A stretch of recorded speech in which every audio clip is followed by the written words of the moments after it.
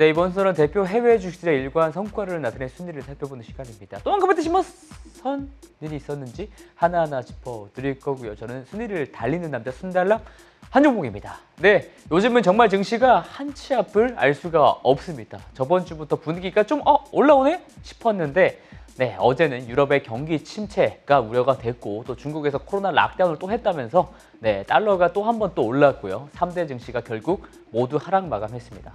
러시아의 천연가스가 감축한다는 소식이 또 가장 또 주요했었는데요. 벌써 식료품이랑 에너지 가격이 너무 많이 올라서 독일 같은 선진국에서도 6명 중 1명꼴로 끼니를 거른다고 합니다. 네, 참 이렇게 에너지 안보, 식량 안보를 살면서 이렇게 좀 뼈저리게 느낀 적이 있었나 싶습니다. 자, 이렇게 다시 증시 분위기가 뒤숭숭해진 상황이지만 저번 주에는 어떤 종목들이 많이 올랐었는지에 대한 S&P 500 지난주 수익률 상위 종목 띄워드리겠습니다. 네, 여기 라라라라라락 올라가고 있는데 원래라면 분위기가 좋았을 이 10종목이고요. 상황이 다시 호전이 되게 되면 또 한 번 강세를 이어나갈 힘이 있는 종목들일 수 있기에 제가 이렇게 딱 가져왔는데요. 먼저 테마들을 한번 보시면은 각가지 테마들이 여러 보입니다. mRNA 백신 기술을 가지고 있는 제약바이오 기업 모더나가 또 한 번 지난주에 크게 올랐는데요. 요새 오미크론의 하위 변종이 기승을 부리면서 한국을 포함해서 많은 국가들에서 신규 확진자가 또 다시 많이 나오고 있는 실정입니다. 참 지겨운데 언제까지 이런 코로나 공포에 떨어야 하는지 안타까울 따름인데요. 물류 단계에서 또 한 번 이렇게 차질이 생기게 되면 인플레 완화에 또 한 번 이렇게 제동이 빡 걸릴 수 있으니까요. 주시하셔야 되겠습니다. 그리고 여기 6위에 있는 것이 바로 테슬라. 네, 많이 순달람에서도 소개해드렸는데 저번 주에 무려 10%가 넘게 올랐었습니다. 물론 어제는 6%가 넘게 빠졌죠. 이렇게 올랐었던 이유는 트위터를 인수하겠다고 했었다가 유령 계정, 그러니까 봇이 많다고 해서 일론 머스크가 그럼 인수 안 해 이렇게 갑자기 으름장을 놓은 것이죠. 트위터 이사진들은 처음에 일론 머스크가 우리 회사 인수 못할 것이다 라고 했었다가 이제는 인수 왜 안 하냐라는 식으로 나오는 상황인데 참 상황이 흥미롭습니다. 만약에 딜이 아예 어그러지게 되면 머스크는 1조 원이 좀 넘는 금액 네, 1조 원이요. 네, 1조 원이 좀 넘는 금액만 지불하면 되긴 하고요. 테슬라 주가는 그렇다면 상승 탄력을 받을 가능성이 큽니다. 왜냐하면 트위터 인수한다고 했었다가 테슬라 주가가 많이 빠졌었기 때문이죠. 공교롭게도요. 이 부분도 테슬라 주주시라면 챙겨가시는 게 좋을 것 같고요. 그리고 이 테마들 중에서 가장 강했던 것은 바로 여기 세 가지가 있죠. 반도체. 네, 다름 아닌 반도체 테마였습니다. 2위에 있는 온세미컨덕터, 8위에 있는 마이크론 테크놀로지, 그리고 10위에 있는 퀄컴 등이 바로 그 주인공들인데요. 이 세 가지 종목들은 영역은 다 달라도 미국 반도체 지수에 포함되어 있는 종목들입니다. 오늘은 이 중에서 순달람에서도 한번 소개해드린 적이 있는 여기 2위에 있는 온세미컨덕터에 대한 내용 정리 들어가 보겠습니다. 참고로 온세미컨덕터는 원래 S&P 500 지수에 포함된 종목이 아니었었지만 지난 6월 6일에 새로 편입이 된 따끈따끈한 신입생입니다. 저번 주에 14%가 넘게 올랐었는데요. 어떤 일이 있었는지 바로 설명 들어가겠습니다. 먼저 온세미컨덕터는 어떤 종목들과 어울려 다니는지 무슨 종목인지 좀 알려드리기 위해서 제가 동종업계 리스트를 이렇게 짜라라락 구성을 해봤습니다. 삼성전자가 인수하고 싶어 했었던 차량용 반도체 업체인 NXP 반도체, 그리고 텍사스 인스트루먼트, 일본의 르네사스, 독일의 인피니온, 그리고 스위스의 ST마이크로가 바로 그 동종업계 기업들입니다. 이 기업들은 대표적으로 차량용 반도체를 만드는 업체들인데요. 사실상 이들이 해당 산업을 다 과점하고 있는 상황이거든요. 시가총액을 한번 보시면 텍사스 인스트루먼트 제외하고는 다들 엇비슷하죠. 그리고 매출 총이익률이나 매출 증가율을 봤을 때도 대동소이합니다. 40%에서 이런 정도고, 매출 증가율도 16%, 17% 이 정도잖아요. 다 대동소이한데요. 근데 향후 12개월 EBITDA 증가율, 그러니까 감가상각비를 제외한 영업이익 증가율 전망치는 제일 오른쪽에 있는데요. 온세미가 45%를 기록을 하고 있잖아요. 온세미가 가장 높다는 것을 알 수가 있습니다. 수익성 전망치가 제일 좋은 상황이라는 것이죠. 그런 측면에서 그렇다면 이들의 주가 수익률은 어땠는지 제가 그래프를 만들어 왔습니다. 이거는 여기서 그래프를 좀 크게 말씀드리도록 할게요. 작년 초반부터 어제까지의 주가 수익률 차트가 여기 딱 나와 있습니다. 여기서 주황색으로 되어 있는 것이 바로 온세미의 주가 수익률인데요. 심지어 미국 반도체 지수를 추종하는 SOXX ETF보다 훨씬 높은 성적을 보여주고 있습니다. 온세미가 여기서 61% 상승한 것인데 SOXX ETF는 14% 상승에 그쳤었거든요. 그리고 이 둘을 제외하고 다른 차량용 반도체 업체들은 모두 다 하락을 지금 경험하고 있습니다. 그만큼 온세미가 압도적으로 주가 수익률이 괜찮았다라는 말이고요. 심지어 온세미는 고점에서 주가가 한 26% 정도밖에 안 빠진 상황입니다. 거의 빅테크 수준으로 주가 방어력이 있었다라는 말이 되는데요. 이렇게 상대적으로 좋았었던 이유는 뭐냐면요. 결국 실적입니다. 네, 온세미의 분기 실적 그래프들을 핵심 4가지 사항에 대해서 나타낼 것인데요. 먼저 왼쪽 상단부터 보시면 이게 매출액입니다. 꾸준하게 분기마다 성장성을 보여주고 있다는 말이 되는데요. 더욱이 대단한 것은 그 옆에 있는 오른쪽 상단에 있는 매출 총이익률 지표입니다. 그러니까 수익성을 뜻하는 거죠. 마진 자체가 꾸준하게 올라가고 있습니다. 거의 50%에 육박하잖아요. 사업을 하면 할수록 분기마다 더 효율적으로 사업을 하고 있다는 말이 되죠. 특히 사업 환경이 녹록지 않았던 지난 1분기마저도 49%라는 괄목할 만한 매출 총마진을 기록하면서 투자자들을 깜짝 놀라게 한 것 같습니다. 자연스레 아래에 있는 영업이익이라든가 그다음에 주당 순이익이 모두 다 분기마다 꾸준한 성장을 나타내게 된 것이죠. 그렇다면 온세미가 만드는 물건이 대체 뭐길래 이렇게 좋은 실적을 매 분기 나타낸 것일까요? 그 비밀은 바로 이쪽에서 말씀을 드리도록 하겠습니다. 온세미가 만드는 반도체는 이름하야 아날로그 반도체입니다. 보통 이렇게 생겼어요. 이게 트라이포드, 그러니까 트랜지스터잖아요. 그러니까 반도체는 반도체인데 디지털도 아니고 아날로그는 뭐냐? 아날로그 반도체라는 것은 시각과 청각 같은 감각 단위나 아니면 전기 활동과 같은 실제 생활들에서 나오는 데이터를 0과 1의 디지털 신호로 바꿔주는 그런 반도체라고 할 수가 있습니다. 그러니까 아날로그를 디지털로 신호를 변환해서 표현해주는 그런 반도체다 라고 생각하시면 됩니다.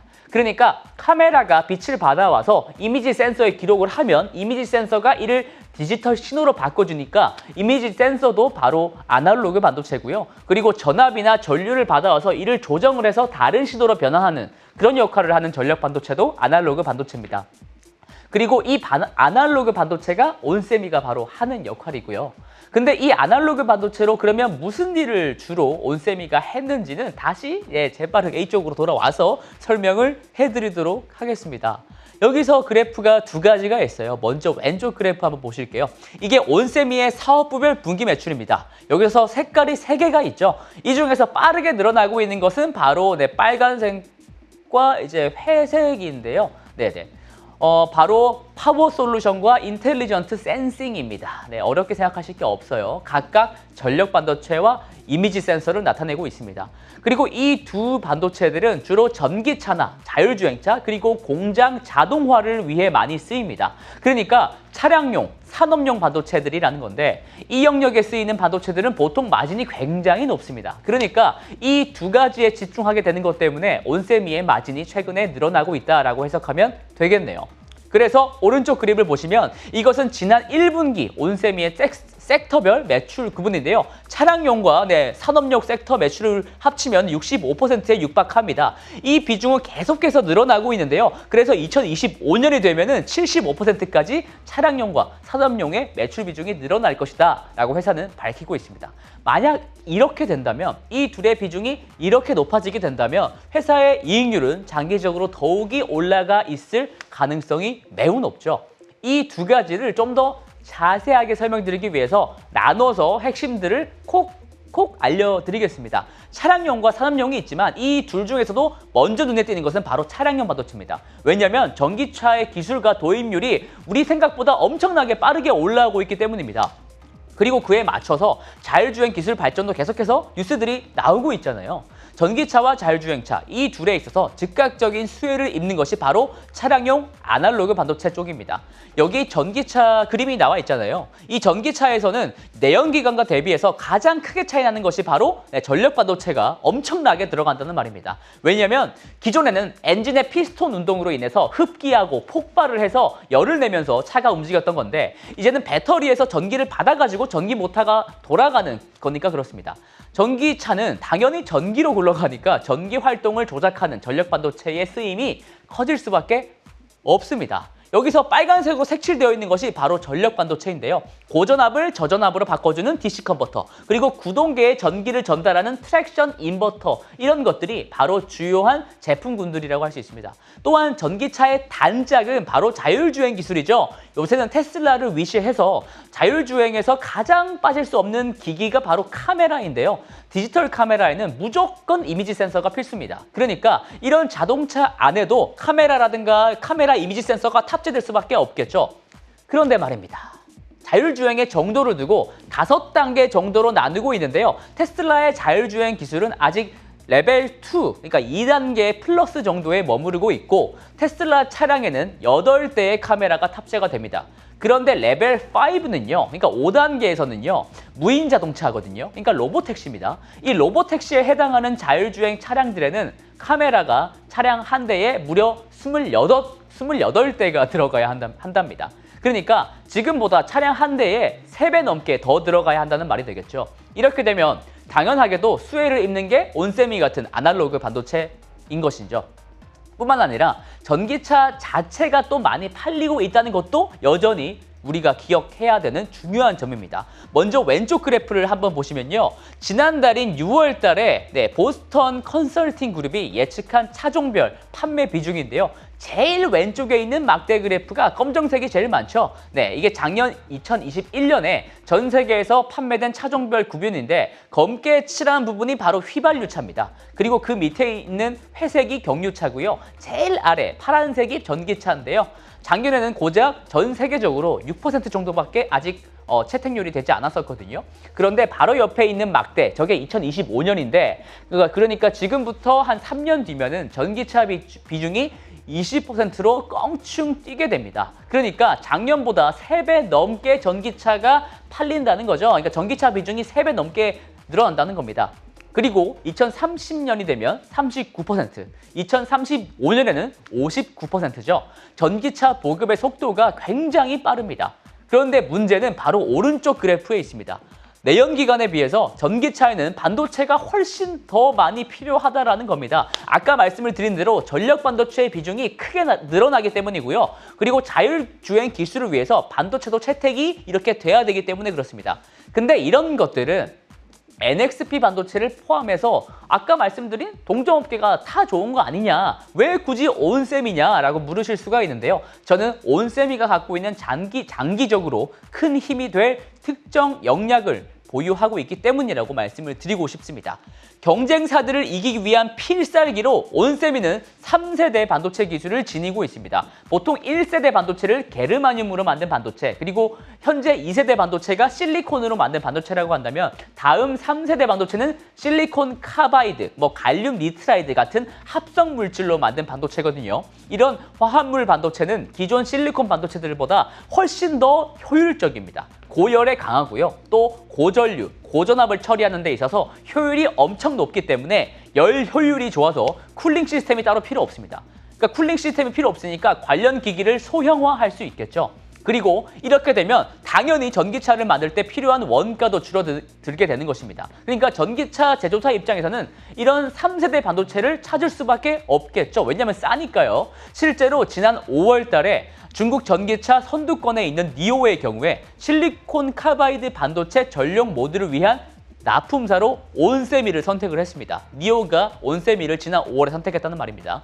온세미가 각광받는 이유는 이런 실리콘 카바이드 기술을 확보하기 위해서 GTAT, GT Advanced Technology라는 소재 업체를 인수했기 때문인데요. 실리콘 카바이드를 만드는 원료 업체이기 때문에 요즘과 같은 공급 문제가 이렇게 터져도 원료를 안정적으로 이렇게 공급받을 수가 있고 또 파트너십으로 기술 개발도 함께 진행하면서 결과를 또 공유할 수 있게 되겠습니다.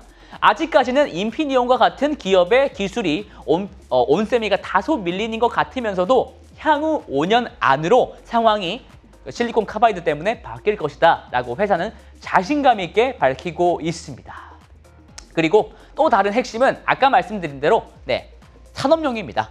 공장 자동화와 친환경 인프라를 구축하는데 온세미의 제품들이 제격이다라는 것입니다. 자동화라는 게 결국 로봇 팔 같은 건데 이 로봇 팔이 적절하게 움직이기 위해서는 반드시 센서 기술을 수반할 수밖에 없습니다. 그리고 전기차를 충전할 때 충전기는 고전류 시스템인데 전기차는 상대적으로 저전류 시스템이기 때문에 여기서 또 전력 반도체가 필요하게 될 것이고요. 이처럼 친환경 에너지가 보급이 되고 자동화가 되면서 온세미의 관련 매출은 빠르게 늘어날 것이라고 생각이 됩니다. 이와 관련해서 이게 제 생각이 아니라요. 요새 인기는 좀 없지만 바이든 정부는 역점 사업으로 전기차 충전소 보급과 제조업 살리기를 여전히 중점 사업으로 딱 세워두고 있습니다. 지난 6월 9일에 전기차 충전소 보급을 위해서 2030년까지 50만 개의 전기차 충전소를 짓는다고 선언을 한 상태고요. 이를 위한 보조금도 지급을 한다고 합니다. 뿐만 아니라 미국의 제조업을 다시 이렇게 살리겠다고 하는데 인건비가 미국에서 얼마나 비싸겠습니까? 그러니까 사실 쉬운 말이 아니잖아요. 그래서 공장 자동화로 이를 극복한다는 보관입니다. 그리고 사실 이 두 가지 분야가 모든 국가들의 여야를 막론하고 반드시 이뤄야 할 숙제이기도 하죠. 자, 이렇게 환경들이 받쳐주는 상황인데 그렇다면 온세미의 실적은 앞으로 어떻게 될까요? 온세미는 분기 실적을 발표할 때마다 최근 몇 년간 항상 예상치를 상회한 어닝 서프라이즈를 냈었습니다. 여기 보시면 분기 실적 발표 데이터들이 싹 나와 있는데요. 항상 어닝 서프라이즈를 냈었고 그리고 그 직후에 주가는 크게 상승했었습니다. 지난 5월 2일에도 기대치보다 17%가량 높게 실적을 발표하면서 다음날 주가는 7% 정도 뛰었었죠.